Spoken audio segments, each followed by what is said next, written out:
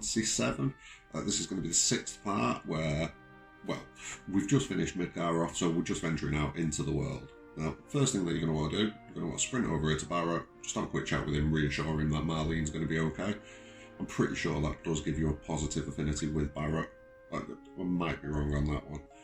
After that, there's going to be like a little bit of a debate over who the leader of the party is, but it quickly gets resolved by Aerith. Now, after that, you're going to be given the option to select a party. Now, what you want to do is you want to put Barrett and Red 13 in that party, Barrett and Nanakai, just because that'll give you, again, positive affinity with Barrett and help us towards getting a nice cozy date with the big man later on in the game. Yeah, one thing I will do as well, I'll make sure that once we do reach the date, I'll compile every bit that you can get a positive affinity with Barrett, or make sure you get the date. I'll put all of that in one video. And yeah, here we are on the world map. Now, one thing that we need to do first, just jump into the menu, pop an enemy skill materia on someone. I tend to put it on Cloud at the minute so that I don't have to have him with other materia on him. You can get all of his casting from the enemy skill materia, so make sure you get that equipped. And then just head northeast, east-northeast, and you'll come across a village called Kalm. Now, on the way there, looking out for this guy, the custom sweeper, so if you get a pair of them like this, drop one of them, just hit it with a couple of bolt spells. There'll be nothing left afterwards of that guy. I think he's got about 350 health, something like that. So yeah, now once you've done that, stop attacking completely. And all you want to do is just keep stealing from the one that's left alive, because he's got an item that we need. But on top of that, he's also got an enemy skill that we need to learn. The first enemy skill that we're going to learn, and it's a really good one. So there you go, Matra Magic. What that does is just fires a load of missiles at you. It does decent-ish damage to the party. It's a good solid little attack, and then keep stealing and you will eventually get the atomic scissors for Barrett.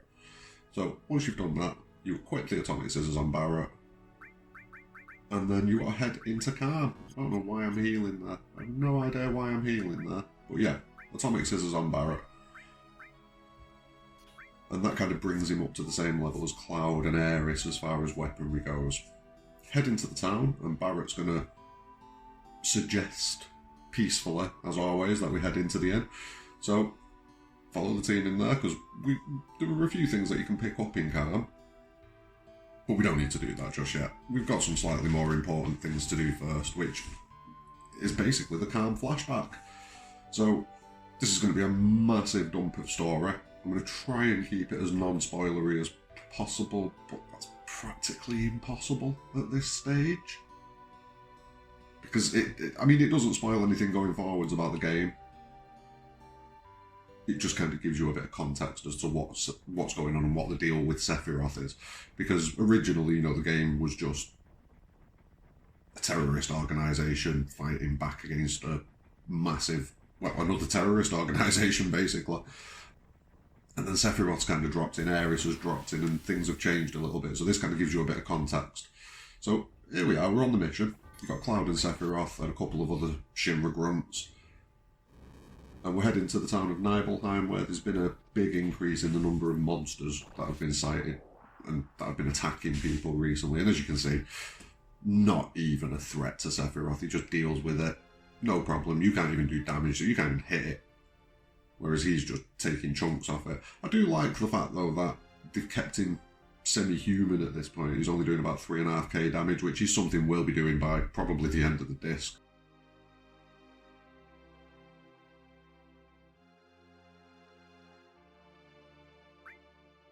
Once you get into the town, Sephiroth will have a little bit more of a chat with you, and then he'll say that you're free to go and do what you want. So head over here, check all the houses, but make sure you hit this one, which is Tifa's house. As you go upstairs, she'll keep questioning you, keep answering yes. Head into the bedroom and head to the piano. Now you're going to want to play this very, very specific tune. I'll shut up and let it play.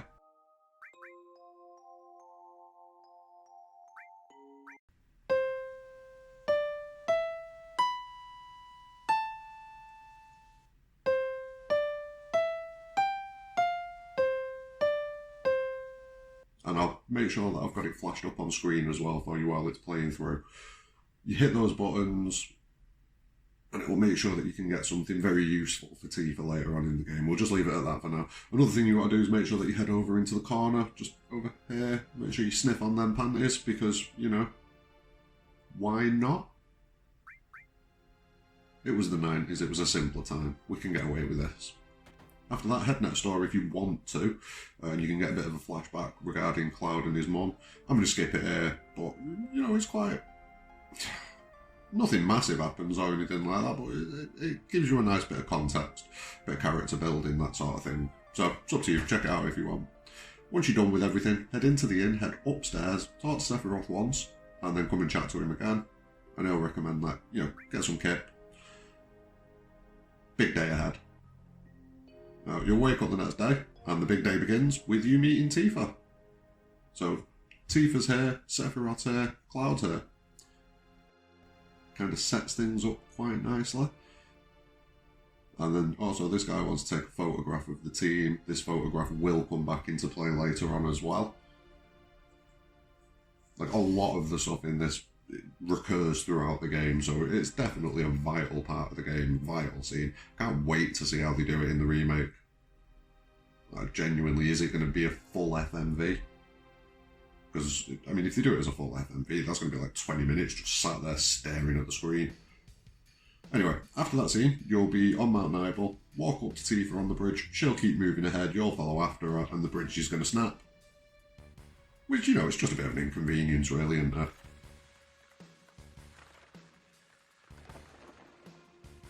Once everyone's landed and got themselves back together, you'll find that one of the Shinra grunts has, unfortunately, disappeared / perished. We're not going to bother looking for him, we're going to crack on, so head up this path, follow it around, up to it, and as you can see, into this cave. This is a Mako cave, and this is part of the reason why the Mako reactor was built on this mountain, because the abundance of Mako energy is so high.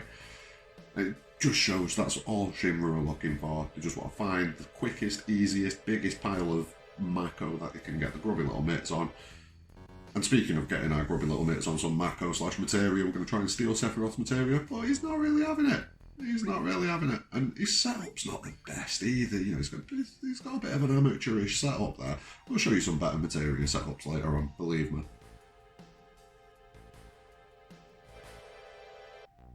Here we get a bit more chat. Cloud shows how utterly stupid he was back then. And Sephiroth obviously scolds him for it. It does go to show that Sephiroth knew a lot about the ancients and things like that prior to this happening.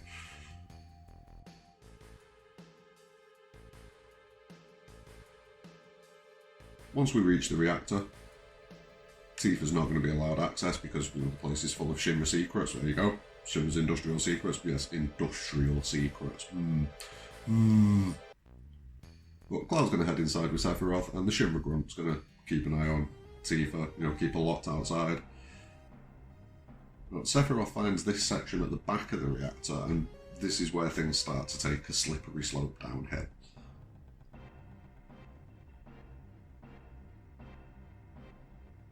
So the mission is we've got to fix what's going on with the reactor. You know, something's clearly going wrong. So he's found a leaking valve. We're going to just close that off. But while we're closing that off, Sephiroth's going to have a little bit of a snoop, see what's going on.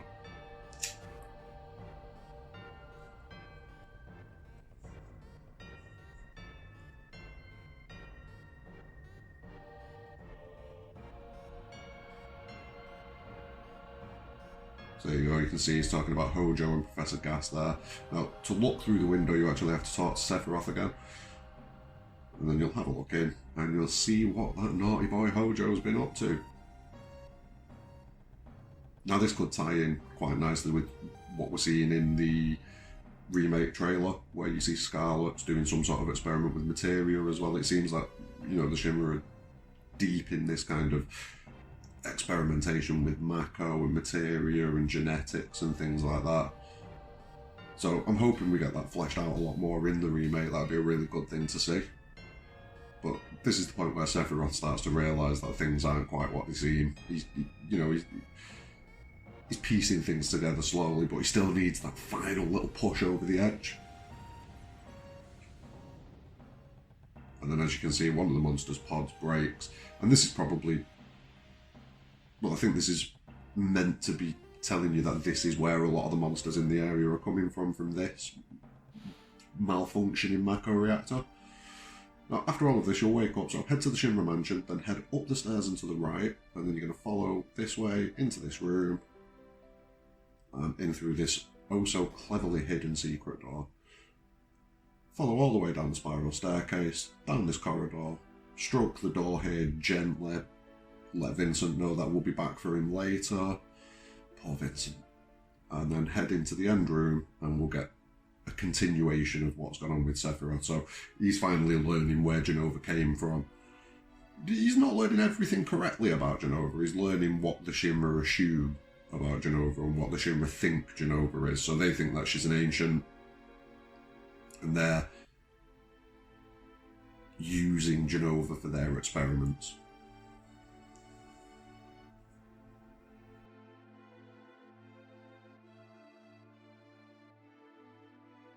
Yes, a massive coincidence. Well, I don't think he really had a choice. Anyway, after that, you're going to come over, talk to Sephiroth, he's going to take his piss off, basically. So leave the room again, and then the scene with Sephiroth will continue.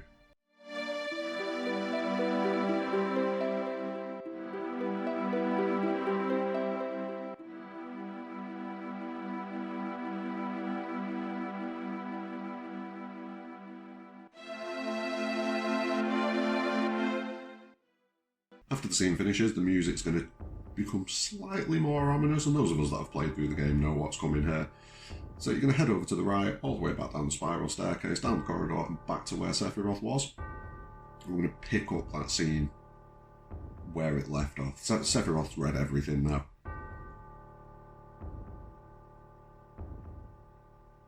And he's talking about the Cetra, how they'd migrate in, settle the planet, things like that.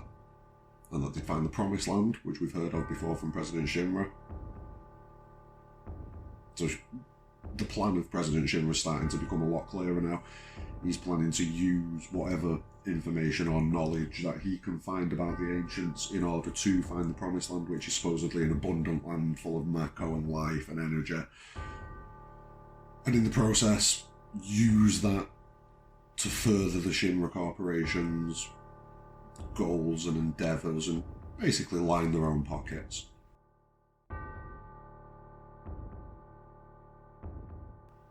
What the Shinra don't seem to realise is, though, that their actions have kind of propelled this entire situation down the line. So, you know, they're the ones that, as you can see, created Sephiroth. They're the ones that found Jenova.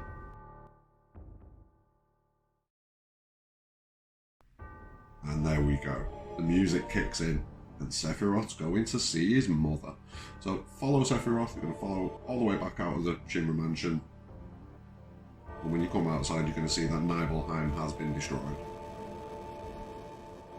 Run down here, jump over the fire, and Zangan's going to tell you to check this other house. So, I mean, technically you're checking your mum's house there, and it's burnt to a crisp and no one's there. So I kind of feel like a bit more could have been made of that. Do you know what I mean? It doesn't seem like much was made of that. Although, if you watch the scene with Cloud, you can tell there is a bit of a disconnect with his mum. But still, they definitely could have made more of a thing of that. And in the background, you're going to see Sephiroth finishing off a couple of villagers, and then you're going to get the iconic scene.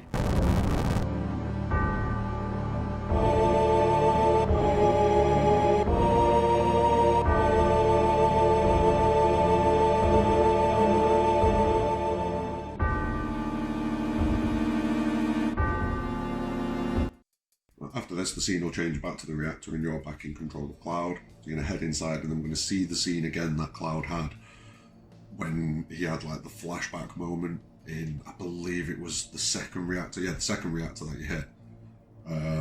Number 6 reactor? I think it was number 6. This is my poor old man memory kicking in. But yeah, you're going to get that scene again, so follow Tifa in this time, and we're going to get to see how that scene panned out.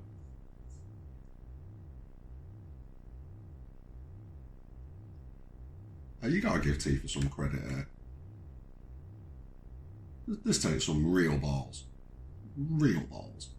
But alas, she takes a hit that should realistically have cut her in half, because let's be fair, that sword should have definitely cut Tifa in half right there. The shit's about 7-8 foot long, for Christ's sake. You should know. But she survives, so as Cloud, you're going to run over to Tifa now. And he's going to put her in a position where she's not going to take too much damage. And in fairness, he kind of fulfills the promise to a certain extent, or at least tries to fulfill the promise, shall we say. Because she is still pretty messed up. And you're going to follow Sephiroth into this room here.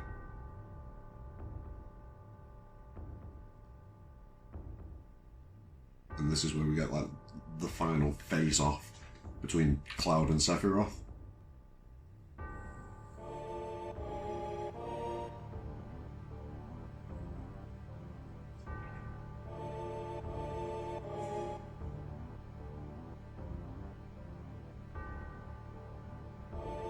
Oh, there you go, he does mention his family at least once. There's something.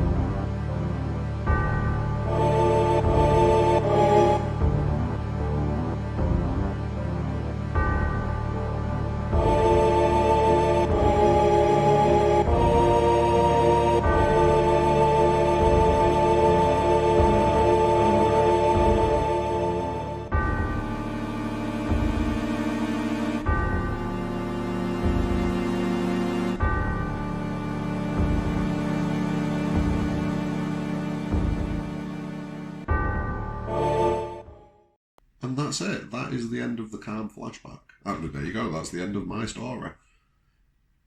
And yeah, I kind of agree with Barrett. We definitely need the end of that story, but that will come later on in the game. So for now, we're just going to press on. That is the story, that is what happened. So somehow, Cloud survived, Tifa survived, and Sephiroth survived. All three of them survived. Now, as Barrett goes to leave, what you want to do is you want to make sure that you select, well, wait a sec, there we go. And then after his rant, select beautiful, just beautiful. That'll get you a positive affinity with Barrett. Now, when we go to leave the inn, you'll receive the PHS, which is going to let you change your part at save points on the world map. So put Barrett and Red 13 in your party now. Head over to the building next door to the inn. Come and chat to this girl downstairs. First, obviously, raid the cupboards, but then come and chat to her. Say you're full of it, so you're going to disagree with her stance on Mako Energy. That's going to get you a positive affinity with Barrett. You're going to head upstairs, and there's another girl up here who's talking about how we're over, Mako's made things more convenient and things like that, but the old life was a better way of living. Agree with her. That'll also get you a positive affinity with Barrett. And then after that, you can do what you want, really. I mean, there's a few shops, there's a few houses about with items. I'd say definitely come to the materia store, obviously, because you need to grab a heal materia, 2 earth materias, and another poison materia. That's what I think you need here. 2 earth materials are definitely going to come in useful. 2 poisons are going to be insanely useful. And you just need to master a heal materia. Now, I'll leave you to grab most of the items, but make sure you come back to the inn to where you had the meeting, keep interacting with this wardrobe, and eventually, after about 10 times, you will receive your first Mega Elixir of the game. Now, what that does is it restores all HP and MP for your entire party. And I think that this is a good point to leave this video now. we've got through the chunk of everything. It's going to be the first one where we've not got a boss fight in it, so I do apologise that there's no decent boss fight or anything like that in here. From this point onwards now, we can start hunting for things, we can start picking up, like, in the next episode we're going to be picking up, I think it's, yeah, we're going to pick up 3 new enemy skills, 4 actually, no, 4 new enemy skills, a new summon, our first summon material, we're going to make sure that we pick that up.